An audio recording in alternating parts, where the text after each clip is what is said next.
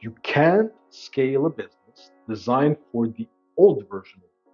Most founders start their business pouring the foundation for a two-story house and then try to build a 20-story business on top of it. It works until it doesn't.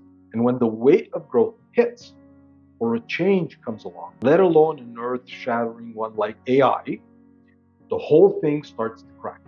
Not because you're weak, but because the structure supporting your business was never designed for what you're trying to build.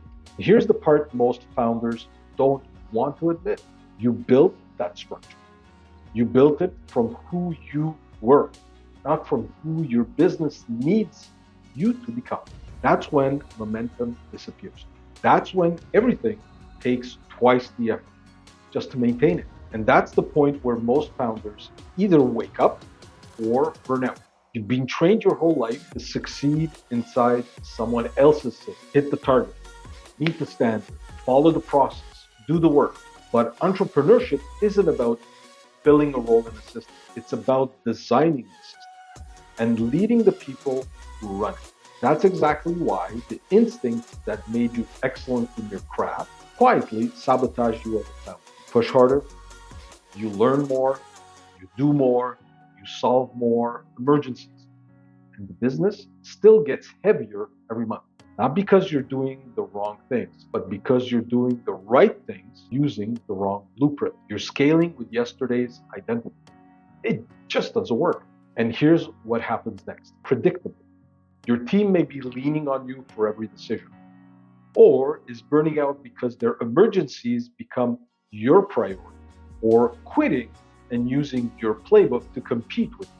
This isn't a people problem, it's a blueprint problem. And the moment you switch to the right plan, the same team that slowed you down becomes the team that propels your business forward.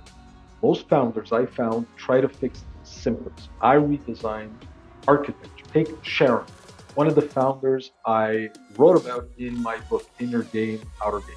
She owns 3 clinics, but the business plateaued at a high 6 figures. And despite that, she was determined to break the 1 million mark. She was drowning in decisions her team should have handled. Not because she was failing, but simply because she was leading like a technician, passing information instead of providing direction, training people to do tasks well instead of building a team that could grow the business. Her blueprint was designed for a one-person operation, while she was trying to scale a multi-location organization. Once we realigned her execution with where she wanted to take her business, her revenue jumped, her workload dropped, and her team stepped up instead of leaning on her, and stopped leading with her playbook to compete with her. As the inner game architect, I focus on aligning 2 things. Inner game, which is simple enough, it's who you are when you make decisions, and outer game, which is what your business becomes because of them. What's difficult is their alignment, because that's where real momentum begins. When your execution aligns with the business you're building towards, not the one you've already mastered. It's not a one-time switch.